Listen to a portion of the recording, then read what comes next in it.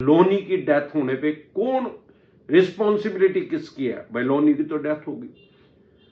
सबसे पहली बात कि कोई भी लोन हमारे देश में बिना इंश्योरेंस के मिलता ही नहीं। फॉर एग्जाम्पल, अभी आप जिंदा है मेरी वीडियो देख रहे हैं, तो आप कल को जाएं किसी भी बैंक एनबीएफसी कंपनी में या बैंक बाजार में, लोड करके अपने फोन में लोन के लिए अप्लाई करें। कोई भी बैंक एनबीएफसी कंपनी आपको लोन देने पे जब एग्री होगा, तैयार होगा, तो वो आपका इंश्योरेंस करेगा उसका। इसको बोलते हैं लोन सिक्योर, ऋण सुरक्षा। ये काम कैसे करता है? फॉर एग्जाम्पल, आज अमरदीप कादियान ने लोन के लिए अप्लाई किया 5 करोड़ के लोन के लिए। अब मेरे को तो मिल ही जाएगा 5 करोड़ का लोन, क्योंकि इनकम देखता है बैंक, देखता है पेइंग कैपेसिटी। भाई इस आदमी की पेइंग कैपेसिटी क्या है, रीपे कैसे करेगा इस पैसे को, इसकी इनकम क्या है। अब वो 5 करोड़ रुपए का लोन मेरा हो गया, तो ये क्या करेंगे, एक उसका 5 करोड़ रुपए का इंश्योरेंस कर देंगे। इसको बोलते हैं ऋण सुरक्षा, लोन सिक्योर। ये काम कैसे करता है? फॉर एग्जाम्पल, मैंने 20 साल के लिए 5 करोड़ रुपए का लोन लिया। अब अगर मैं 1 साल के बाद एक्सपायर हो गया, तो 19 साल के पैसे वो इंश्योरेंस कंपनी दे देगी, मेरे बीवी बच्चों को नहीं देने पड़ेंगे। अगर मैं 18 साल के बाद एक्सपायर होया, तो 2 साल के जो बैलेंस पैसे हैं, 18 साल के तो मेरे को ही देने पड़ेंगे। 2 साल का जो बैलेंस पैसा है उस बैंक एनबीएफसी कंपनी का जहां से मैंने लोन लिया था, वो इंश्योरेंस कंपनी दे देगी।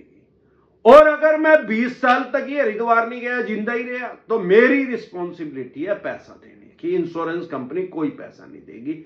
ऐसे लोन सिक्योर काम करता है।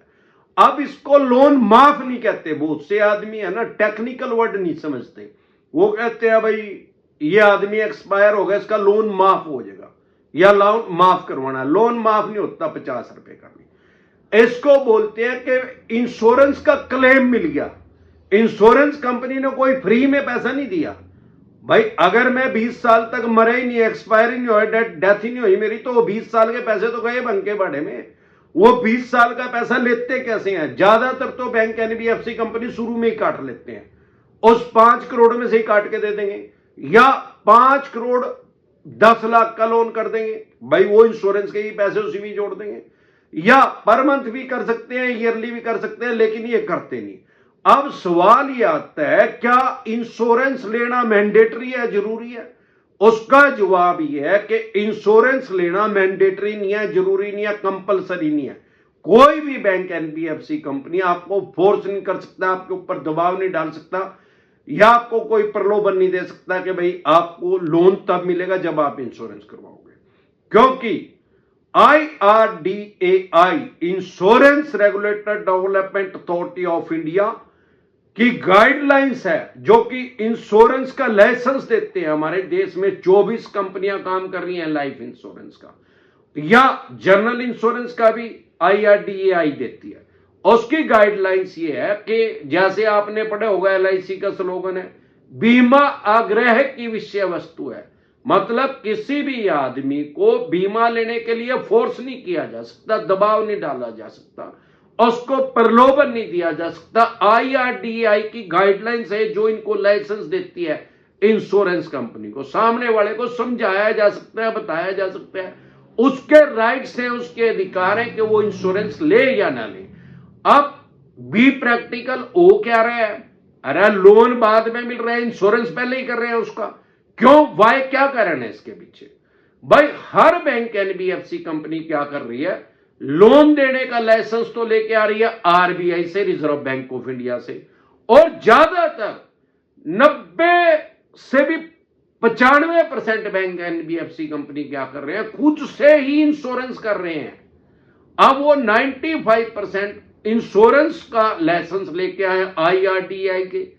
इसका मतलब क्या हुआ कि जो आपको लोन दे रहा है वो इंश्योरेंस का भी काम कर रहा है, वो लोन की भी परमिशन लेके आ रहा है, लाइसेंस लेकर आ रहा है लोन देने का, और इंश्योरेंस करने का भी लाइसेंस लेके आ रहा है। तो जबरदस्ती उसको चेप रहा है इलीगल तरीके से, गैर कानूनी तरीके से, क्योंकि लोग अवेयर नहीं है, जागरूक नहीं है।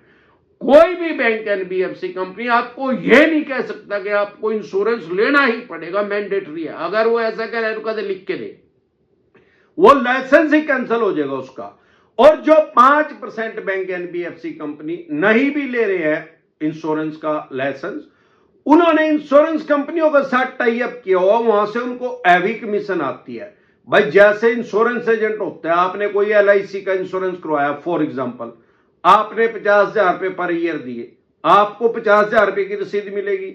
वो जो 30, 35, 40% स्लैब होता है इनका अलग अलग, मिनिमम 25% तो हाई लाइफ इंश्योरेंस में, तो वो जो पैसा है वो इंश्योरेंस कंपनी उसको देगी, ना कि आपको देना पड़ेगा। अब ऐसे ही इनके पास भी एक कोड होता है, जैसे एजेंट के पास होता है, इनके पास भी बैंक एनबीएफसी कंपनी के पास एक कोड होता है, जिसके पास इंश्योरेंस का लाइसेंस नहीं है। इसको बोलते हैं मास्टर कोड। मतलब सारे देश में कोई बैंक एनबीएफसी कंपनी किसी का इंश्योरेंस करेगी तो एक ही कोड डलेगा सबका, और उसी कोड के अंदर वो कमीशन आएगी। इस तरीके से गैर कानूनी तरीके से लोगों को फोर्स भी किया जा रहा है बहुत से बैंक एनबीएफसी कंपनी से, या उनको प्रलोभन दिया जा रहा है, लालच दिया जा रहा है, भाई नहीं तो हम लोन ही देंगे। यह बात कोई नहीं बोल सकता लीगल तरीके से, गैर कानूनी तरीके से यह बात नहीं बोल सकता। अगर कोई बोल रहा है कह दे, लिख के दे। हमने क्या है कि लोन के तो हम सुपर स्पेशलिस्ट हैं, इंश्योरेंस के भी सुपर स्पेशलिस्ट हैं। हमने कोर्स कर रखा IC38 का इंश्योरेंस का। क्यों कर रखा? अरे भाई लोन और इंश्योरेंस जो है चोली दामन का साथ है इनका आपस में। सारी दुनिया में सबसे पहले इंश्योरेंस का जन्म कब हुआ? लंदन के लोयड हाउस में 1818 में।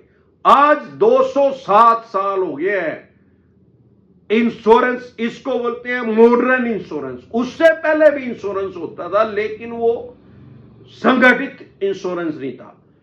तब से लेके आज तक जो लॉयड सर थे लंदन के अंदर, उन्होंने इसका जन्मदाता उनको ही माना जाता है, मॉडर्न इंश्योरेंस जो आज हो रहा है। हमारे देश में भी 1956 में LIC का जन्म हुआ, जो आम आदमी सब जानते हैं। 1956 से पहले पीछे चले जाए, ब्रिटिश काल में भी चले जाए, तब भी इंश्योरेंस हो रहे थे, लोग मतलब बीमा हो रहा था, लेकिन वो संगठित नहीं थे। अब LIC का जब जन्म हुआ 1956 के बाद, तो फिर वो संगठित हो गए, और 2000 सन आते आते तो प्राइवेट इंश्योरेंस कंपनियां भी आ गई हैं।